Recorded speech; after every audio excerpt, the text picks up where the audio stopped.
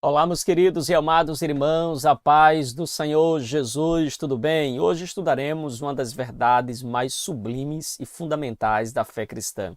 Jesus é Deus.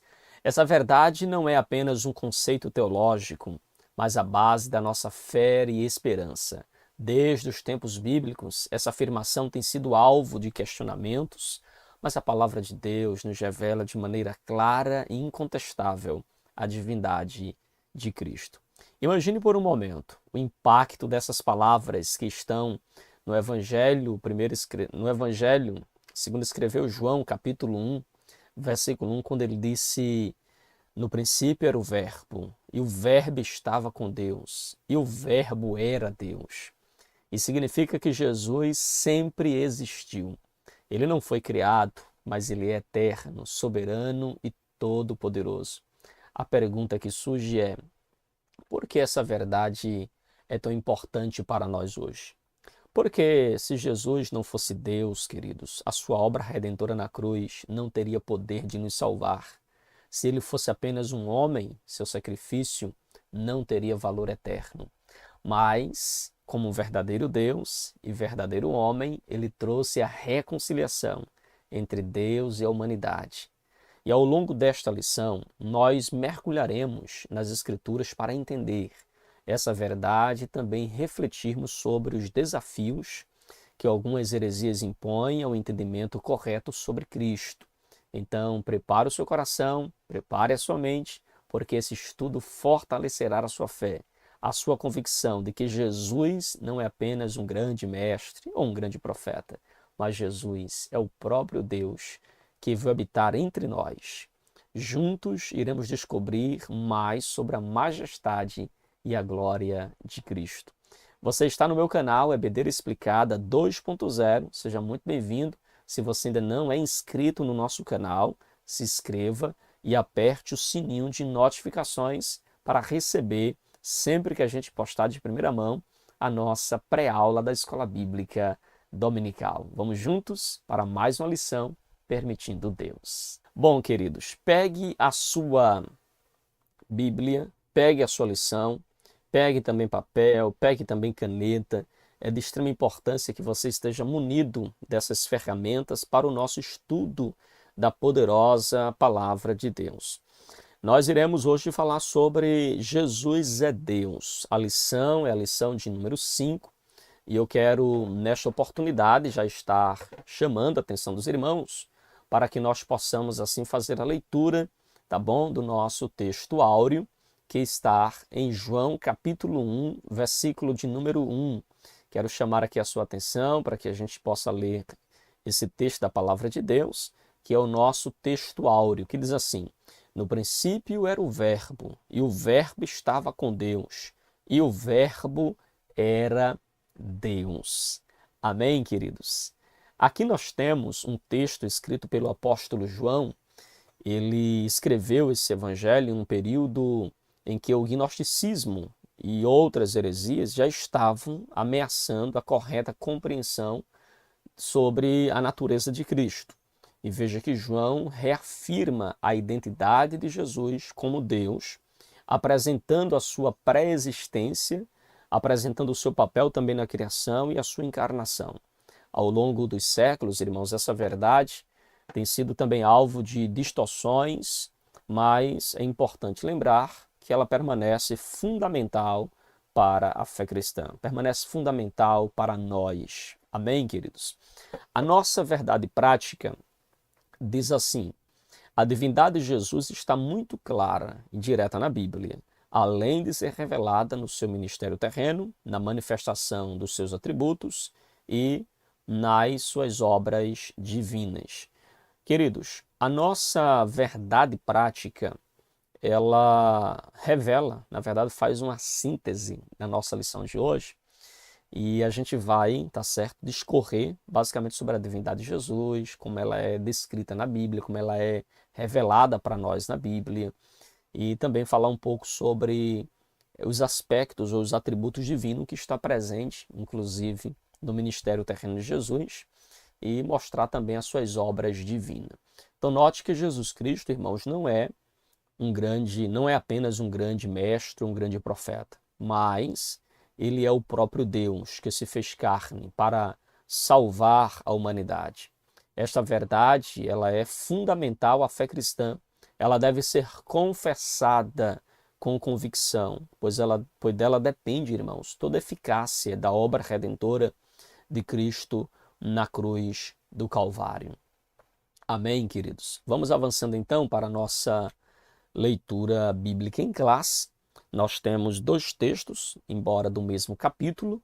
Nós temos o texto de João, capítulo 1, verso 1 ao verso 4, e nós temos também o Evangelho de João, capítulo 1, verso de número 9 ao versículo de número 14. E eu quero aqui chamar a sua atenção, então, para que nós possamos meditar nesse texto que servirá também de base, de fundamento para toda a nossa lição de hoje. Ok, queridos? Que diz assim, João 1, verso 1 ao verso 4. No princípio era o Verbo, e o Verbo estava com Deus, e o Verbo era Deus. Ele estava no princípio com Deus. Todas as coisas foram feitas por ele, e sem ele, nada do que foi feito se fez. Nele estava a vida, e a vida era a luz dos homens. Agora, a segunda parte da leitura está em João 1, verso de número 9 ao verso 14, que diz assim: ali estava a luz verdadeira, que alumia todo homem que vem ao mundo. Estava no mundo, e o mundo foi feito por ele, e o mundo não o conheceu.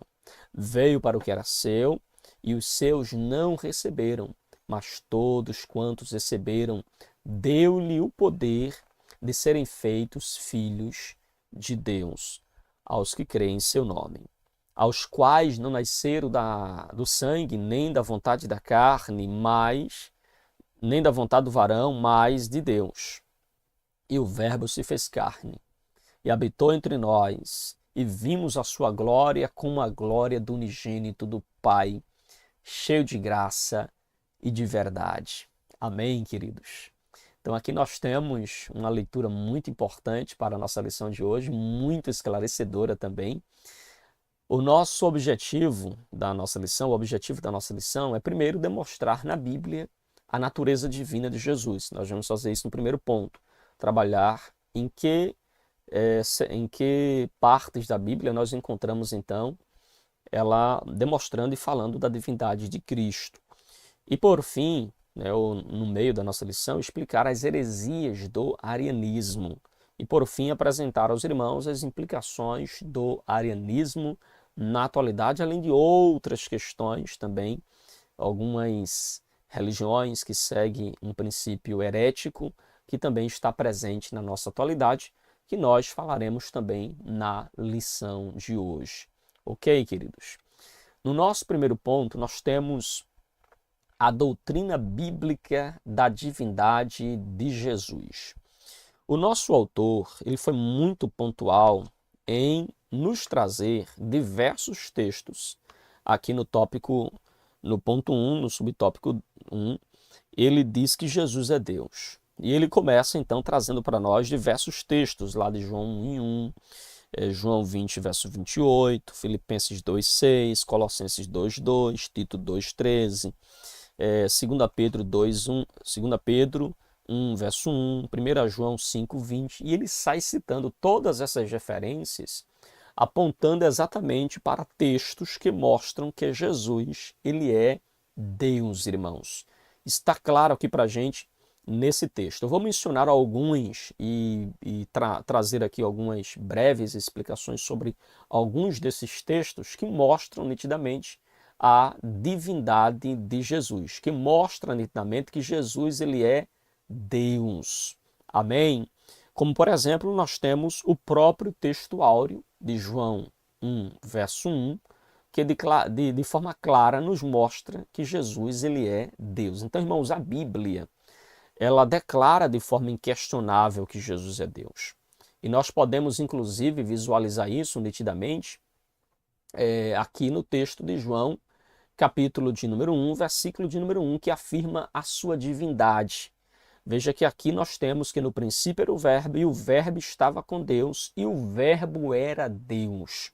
Então veja que aqui nós temos a declaração inquestionável da divindade de Jesus, ok? O texto de João, capítulo 20, versículo 28, trata-se de um momento em que Tomé, em sua incredulidade, em não acreditar que Jesus havia ressuscitado, veja que Tomé reconhece Jesus, primeiro como Senhor, e depois ele chama também meu Senhor meu e Deus meu, ou seja, reconhece também que Jesus, ele não apenas era Senhor, mas também ele era o seu Deus. Lá em Filipenses capítulo 2, versículo 6, nós temos aqui Paulo ensinando que Cristo existe na forma de Deus, que sendo em forma de Deus, não teve por usurpação ser igual a Deus. Então veja que o texto aponta para a divindade também de Jesus. Em 2 Pedro, capítulo de número 1, versículo de número 1, nós temos então Pedro chamando Jesus de nosso Deus e Salvador. Então mostra mais uma vez que a compreensão de João, a compreensão de Paulo, a compreensão de Pedro e, por que não dizer, dois apóstolos e os demais também eram de que Jesus ele era divino, de que Jesus era Deus. Então veja, essas passagens bíblicas, elas demonstram que a identidade divina de Cristo não é uma ideia tardia da igreja, não foi algo definido nos concílios ou no primeiro concílio, na história da igreja, lá em 325, o concílio de Nicéia ou de Constantinopla. Não, queridos. Isso fica claro para a gente que a compreensão da identidade divina de Cristo, ela então, tida desde os apóstolos, certo? Desde os apóstolos já se tem essa ideia, ou já se compreende a identidade divina de Jesus, tá certo? Ou seja, não é um ensino tardio, um ensino que a igreja criou ao longo dos séculos, não, mas é um ensino central da revelação bíblica. Está claro para nós, mediante esses textos que nós acabamos de estudar. Agostinho de Hipona, ele dizia que Cristo é verdadeiramente Deus e verdadeiramente homem. Negar, então, a sua divindade é você negar a essência da fé cristã. Não podemos jamais negar essa verdade bíblica tão clara de que Cristo é verdadeiramente Deus. Amém, queridos? Tranquilos? O nosso segundo subponto fala sobre os seus atributos absolutos. Ele vai tratar dos atributos absolutos. Alguns comentaristas falam de atributos incomunicáveis, que são aqueles atributos que são exclusivos da Trindade ou da divindade. Então, o nosso autor usa aqui o termo atributos absolutos, ou seja, atributos que são claramente tidos apenas por Deus Pai, Deus Filho e Deus Espírito Santo. Então veja que Jesus possui atributos que pertencem exclusivamente a Deus.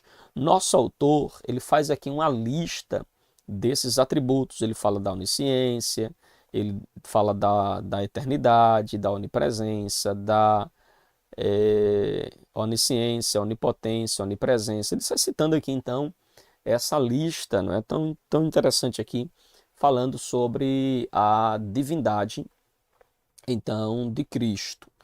Primeiro, irmãos, o nosso autor pontua a onipotência.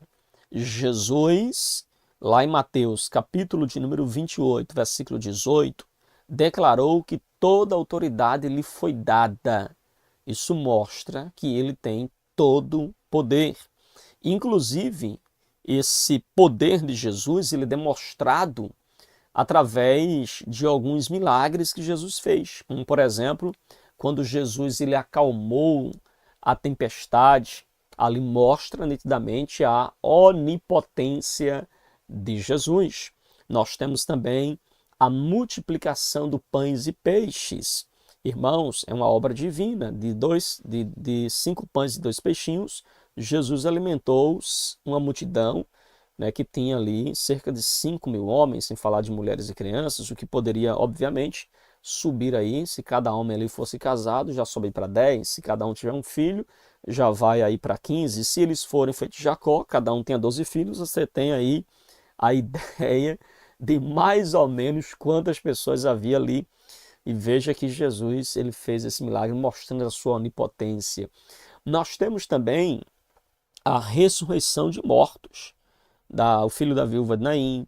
Nós temos a ressurreição de Lázaro, que é um dos textos mais impactantes sobre um milagre de Jesus, que mostra nitidamente a onipotência de Jesus, porque, irmãos, a ressurreição de Lázaro já estava no sepulcro há 4 dias. Então é algo assim fora da linha, fora da curva, como nós costumamos dizer. É algo realmente muito impactante o que nós temos ali na vida de Lázaro, né, operado por Jesus. Ok? Um outro atributo também que nosso autor menciona é a eternidade. Ele é chamado Pai da eternidade. Veja que em Isaías, capítulo de número 9, versículo de número 6, o texto nos mostra que ele é o Pai da eternidade. Já em Hebreus, capítulo de número 13, versículo 8, ele é o mesmo ontem, hoje e eternamente. Então você vê nitidamente ele operando, né, desta forma e sendo então o Pai da eternidade, o mesmo que operou no passado, o mesmo que opera hoje, o mesmo que operará eternamente, indicando então que Jesus ele nem teve começo, nem terá fim, porque ele é eterno. Nosso autor ainda pontua a questão da onipresença. Veja que ele prometeu, em Mateus capítulo de número 18, versículo 20, e também em Mateus capítulo 28, versículo 20, Jesus prometeu estar com os crentes em todo lugar. Isso é possível porque ele é onipresente. Ele está conosco em todos os lugares. Ele está conosco aqui e pode estar com meus irmãos que estão lá do outro lado do mundo.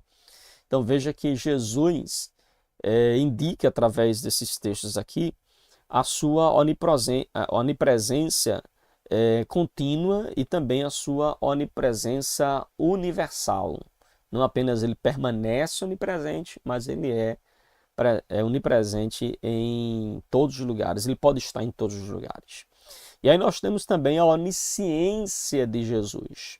Ou seja, Jesus conhecia os pensamentos, as intenções do coração. Você há de lembrar comigo, inclusive, daquela passagem bíblica de João capítulo 1, quando Filipe correu e anunciou para Natanael que havia encontrado o Messias, e Natanael questionou se porventura viria alguma coisa boa lá de Nazaré, porque Natanael ouviu Filipe dizer que Jesus era nazareno. E então, quando Jesus, aí Filipe diz, vem ver, e quando Jesus se encontra com Natanael, a Bíblia nos diz, irmãos, que Jesus fala para ele, eu te vi, eis aqui um verdadeiro israelita em quem não há dolo, e eu te vi sentado debaixo ali da figueira, meu irmão. Quando Jesus fala isso, Natanael ficou surpreso, porque ele percebeu o conhecimento onisciente de Jesus, que sabe as intenções do coração, que demonstra conhecimento sobre o futuro, que vê as coisas quando ninguém está vendo. Na verdade, ele tem tudo muito às claras, né? Não há nada obscuro diante de Jesus. O sermão, por exemplo, de Mateus 24 mostra nitidamente o seu saber, né, quanto à eternidade, quanto ao amanhã, quanto ao futuro. Ok, queridos? Eu ainda quero aqui mencionar, acrescentando aqui a nossa lição, que fica claro para nós que as Escrituras, irmãos, testemunham a divindade de Jesus. Desde o Antigo Testamento, Jesus é identificado como Deus. Quando nós vemos a expressão, por exemplo, no Antigo Testamento, o anjo do Senhor, que guiava Israel, como nós temos lá em Êxodo, capítulo 3, versículo 2 a versículo 6, nos mostra nitidamente ali uma manifestação de Cristo já no Antigo Testamento. A expressão, por exemplo, que aparece também em Daniel, Filho do homem, a quem deu autoridade divina, também mostra nitidamente a sua manifestação já no Antigo Testamento como um ser divino. Quanto ao Novo Testamento, nós temos a confirmação dessa identidade ao apresentar Jesus como aquele que tem poder para perdoar pecados, por exemplo, algo que todos compreendiam que apenas Deus poderia fazer. Nós temos um texto muito clássico sobre isso, lá em Marcos, capítulo de número 2, quando um paralítico é colocado dentro da presença de Jesus, lembra aquele que não deu para passar pela porta nem pela janela, ele foi colocado pelo telhado, e quando ele está agora diante de Jesus, todos esperando que Jesus curasse aquele homem, Jesus olhou para ele e curou a alma. Aí Jesus disse para ele, perdoados te são os teus pecados. Meus irmãos, aquilo causou um escândalo para quem ouviu, porque pensaram, quem pode perdoar pecados senão Deus? Só que ele pode perdoar porque ele também é Deus, irmãos. Amém? As pessoas não entenderam porque não sabiam que ele também era Deus, ou não tinham ainda tido esta percepção, essa compreensão de que ele também é Deus, irmãos. Mas você vê nitidamente aí que Jesus, ele deixa claro a sua divindade. Ok, queridos? Há muitos outros textos que podem alimentar a nossa compreensão da divindade de Cristo, mas eu creio que estes são suficientes para que nós possamos aplicar então na nossa aula, aplicar então como ensino da escola bíblica neste dia, tá bom? Queridos irmãos, nós iremos agora para a nossa sinopse do ponto 1 e logo após para o nosso ponto 2. Quer dizer assim, a Bíblia demonstra claramente a natureza divina de Jesus Cristo, bem como seus atributos. Amém? É um resumo, né, do ponto 1. Tranquilos? Podemos avançar? Vamos aqui então para o nosso segundo ponto da nossa lição e falar sobre as heresias que nega a divindade de Jesus. Nós iremos agora, queridos, adentrar em um ponto muito importante na história da igreja, onde algumas heresias foram ensinadas e que contraria a nossa compreensão bíblica, conforme citamos agora no tópico 1, sobre a divindade de Jesus. E havia um muito conhecido, ou talvez o principal, ou pelo menos aquele que encabeça e defende com mais veemência algumas heresias ou doutrinas heréticas acerca da divindade de Jesus, que é então conhecida como o arianismo. O arianismo, que vem de Ário, não é? O arianismo promovido por Ário no século IV. O que é que eles pregavam, irmãos? Eles negavam que Jesus fosse eterno e também negavam que Jesus fosse um verdadeiro Deus. Percebeu? Contrário ao que nós acabamos de aprender. Ele nega a eternidade de Jesus, ele nega que Jesus é verdadeiro Deus, e o que é que ele alega? Ele alega que Jesus foi criado, portanto não é eterno. E veja que este ensino, ele foi um ensino polêmico. Ário trouxe muita polêmica nos seus dias, o que levou inclusive a um concílio, conhecido como Concílio de Nicéia. Este Concílio de Nicéia, que ocorreu no ano 325 depois de Cristo, foi crucial para refutar o ensino de Ário, certo? Então foi crucial. Então no Concílio de Nicéia, em 325, este ensino foi refutado, irmãos. E ali fica uma declaração muito importante para a igreja, porque o Concílio de Nicéia declarou que Jesus ele é da mesma substância do Pai. O impacto, inclusive, dessa controvérsia levou a igreja a estabelecer uma base doutrinária firme sobre a divindade de Jesus. Então, há males que vêm para o bem. Foi necessário que Ário surgisse com as suas heresias para que a igreja pudesse formular, então, o seu credo e pudesse, então, estabelecer a sua compreensão que eles tinham, o que nós temos também, acerca de Jesus. Tranquilos, irmãos? Tranquilos até aqui? Você sabia que uma das frases mais citada pelos seguidores de Ário era houve um tempo que o verbo não existia. Olha mesmo, irmãos. Era o slogan, era então o grito de guerra dos arianos, dizer que houve um tempo que o verbo não existia, negando claramente princípios tão basilares que nós temos na poderosa palavra de Deus. E aí nós temos também Árion e seus seguidores, eles assim professam, porque eles fazem falsas interpretações dos textos bíblicos. É claro que não dá para a gente aqui mencionar todos os textos que eles usam e fazer um contraponto por causa do nosso tempo, mas para aqueles que desejarem, para aqueles que adquiriram, o autor da lição, ele tem um livro de apoio, o pastor Ezequiel Soares. Neste livro de apoio, irmãos, ele então aborda diversos textos que são defendidos por eles e também a sua refutação, ok? Porque os arianos, irmãos, eles distorciam as passagens bíblicas, como por exemplo, nosso autor menciona aqui Provérbios, capítulo de número 8, verso 22, que segundo a Septuaginta, né, eles então distorciam esse texto.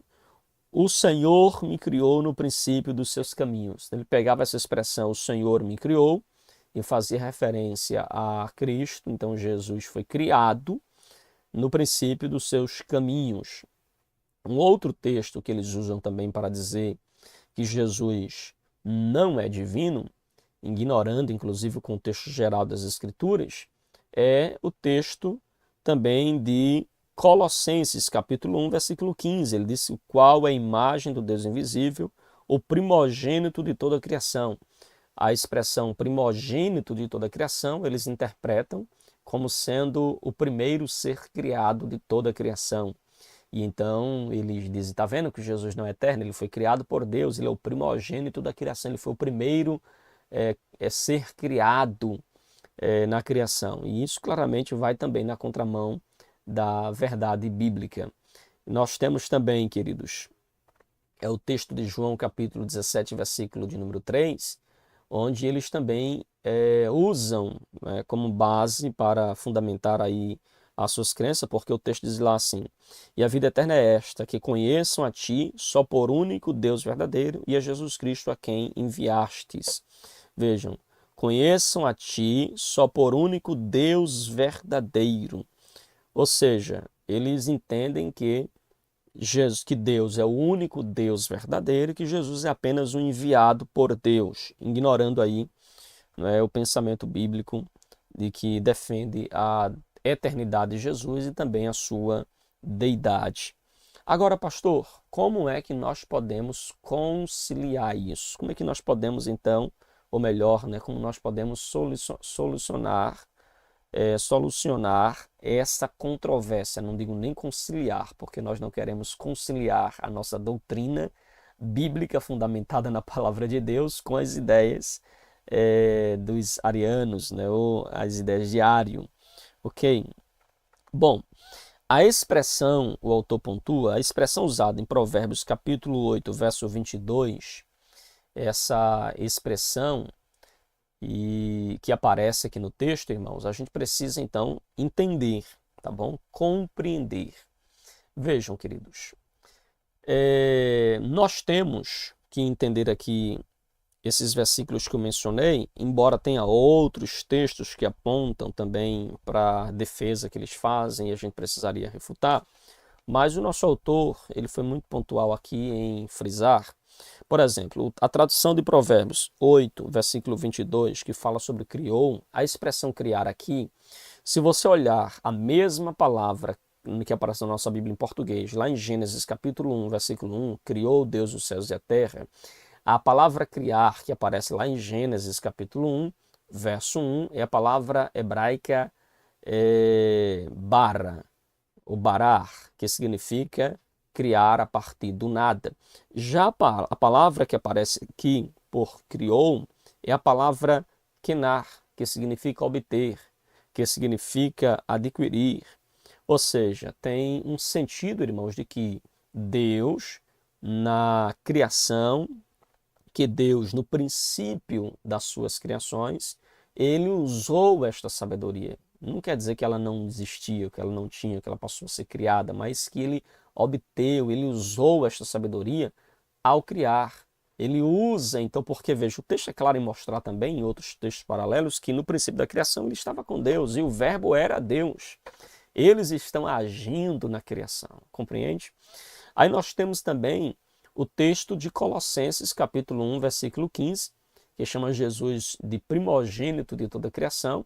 Obviamente que não significa que ele foi o primeiro ser criado, mas esse texto aponta nitidamente para a supremacia de Jesus sobre todas as coisas. Então, o termo primogênito aqui no texto é uma expressão hebraica que designa proeminência, ok? E não primeiro ser criado ou criação, compreende? Então, vejam, é importante nós, inclusive, defendermos, certo, irmãos? Defendermos, assim, aquilo que nós cremos, defendermos à luz da Bíblia o que é que a igreja prega e ensina sobre isso, e por isso que eu acrescento aqui a defesa da igreja. Veja, os pais da igreja, irmãos, como Atanásio, o Santo Agostinho, eles defenderam a divindade de Cristo com base nas Escrituras.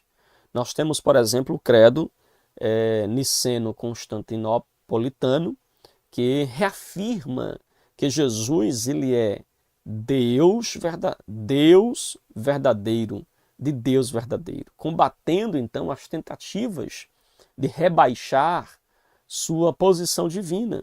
Então veja, como disse Anselmo de Cantuária, ele disse que se Cristo não fosse Deus, ele não poderia nos redimir. Se não fosse homem, não poderia morrer por nós.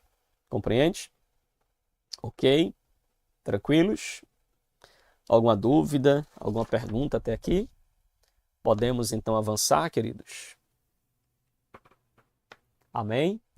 Então, meus irmãos, vamos aqui para o nosso terceiro ponto. Terceiro ponto da nossa lição. Só que antes, vamos ler aqui a sinopse do nosso ponto 2. Ario negava a divindade de Cristo e considerava como um Deus de segunda categoria. A compreensão de Ario, irmãos, é uma heresia declarada, ok? Conforme nós acabamos de estudar. Agora vamos para o nosso terceiro ponto da nossa lição, tá bom?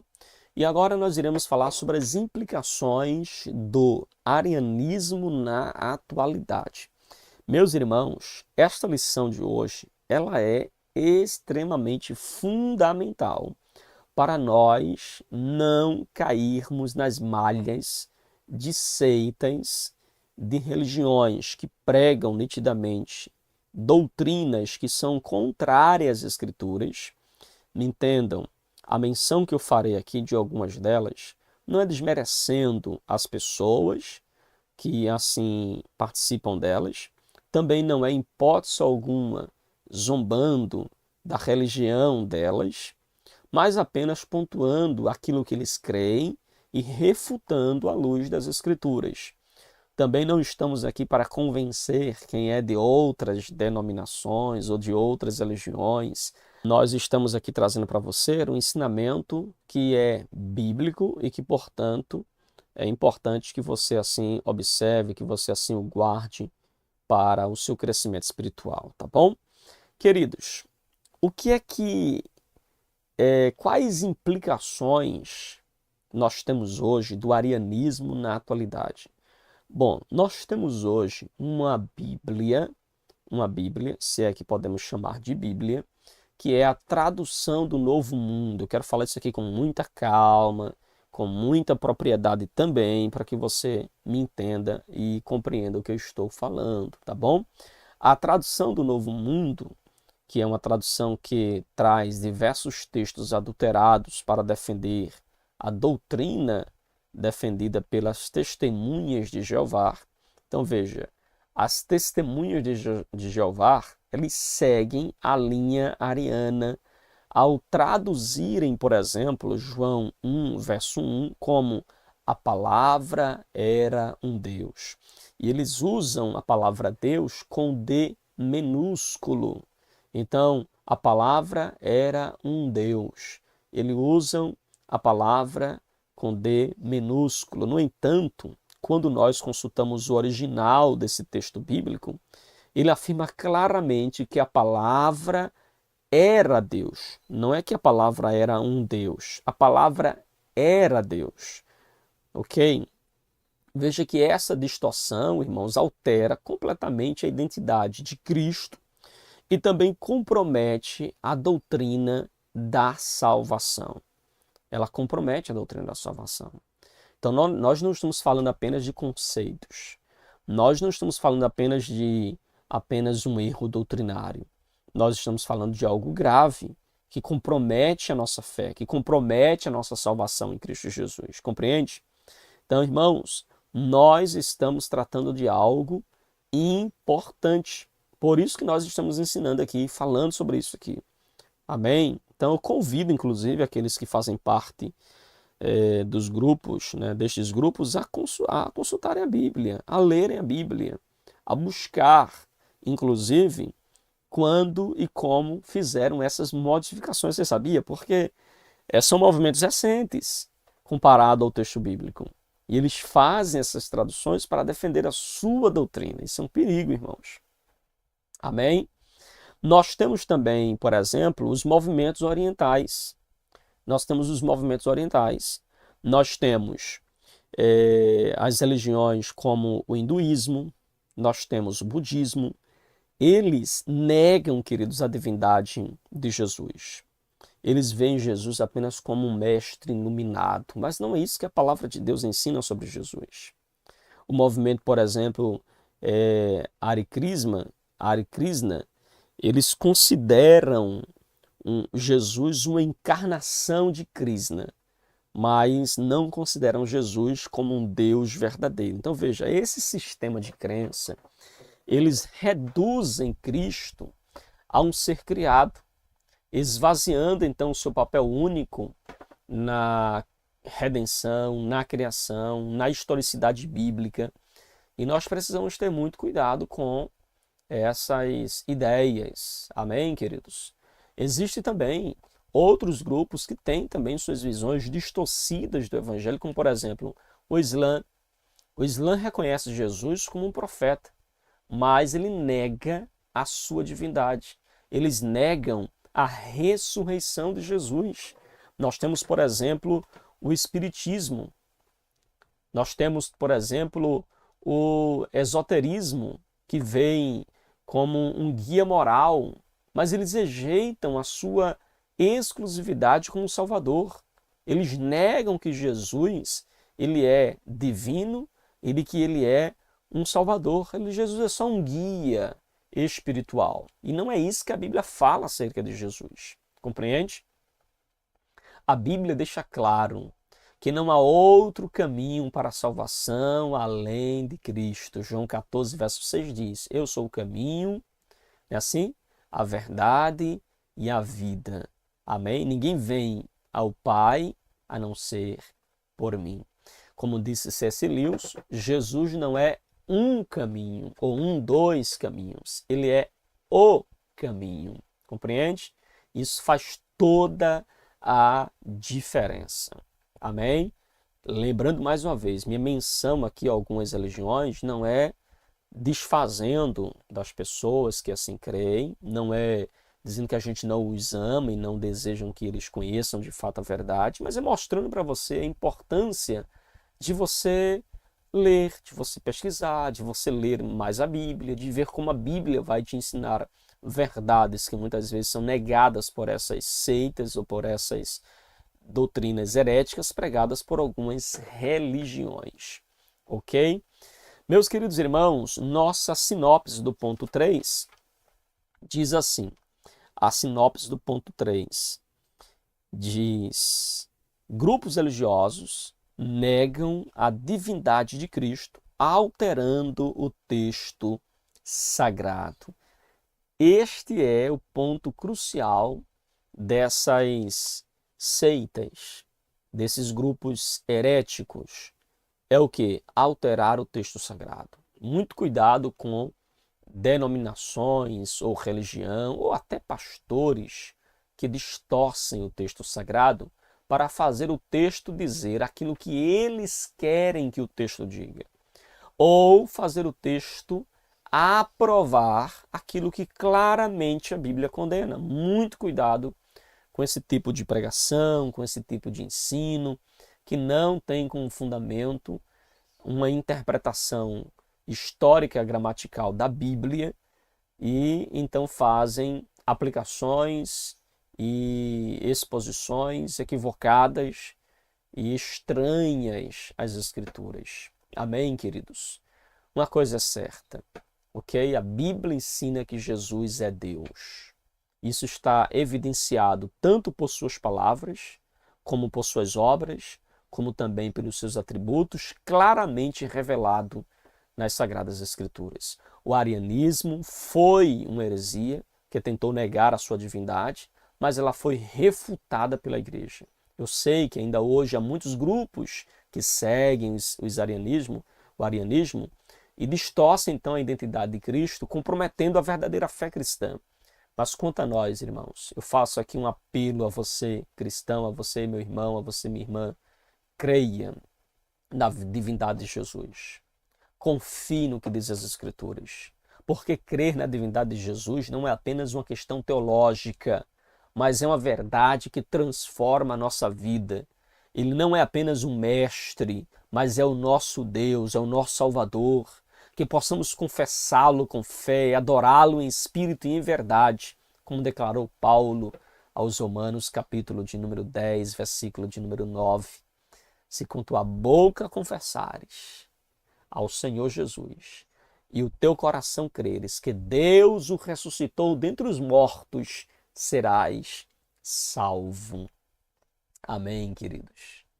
Então, que nós possamos aplicar esta verdade em nossa vida. Amém, meus irmãos? Queremos então, já concluindo a nossa aula de hoje, eu quero convidar você para uma frase que eu preparei aqui também para os irmãos. Crer que Jesus é Deus não é apenas um conceito teológico, mas a chave para a nossa salvação e a base inabalável da fé cristã. Então, crer que Jesus é Deus não se trata apenas de conhecimento, de informação, não é apenas um saber teológico, não é apenas algo cognitivo, intelectual, queridos. Mas crer que Jesus é Deus é a chave para nós sermos salvos. Não há outro meio de salvação senão crendo em Jesus como único e suficiente Salvador, como o Verbo que se fez carne, que habitou entre nós, como o Verbo que deu a sua vida para que nós não viéssemos a perecer. Nós precisamos crer, porque esta é a base para a nossa fé cristã. Este é o fundamento inabalável para a nossa trajetória cristã. Amém, queridos? Que você possa aplicar esta verdade, que você possa aplicar esta aula ao seu coração. Eu espero que esta aula tenha sido bastante esclarecedora para que nós venhamos evitar as seitas, as heresias pregadas tão constantemente em nossos dias. Não é difícil você encontrar aqui e ali alguém pregando uma mensagem que distorce a identidade de Jesus.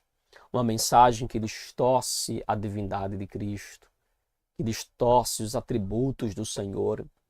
Amém, queridos? Então, que você aplique essa verdade no seu coração, que você possa, então, guardá-la, que você possa crescer mais na graça e no conhecimento que é em Cristo Jesus, tá bom?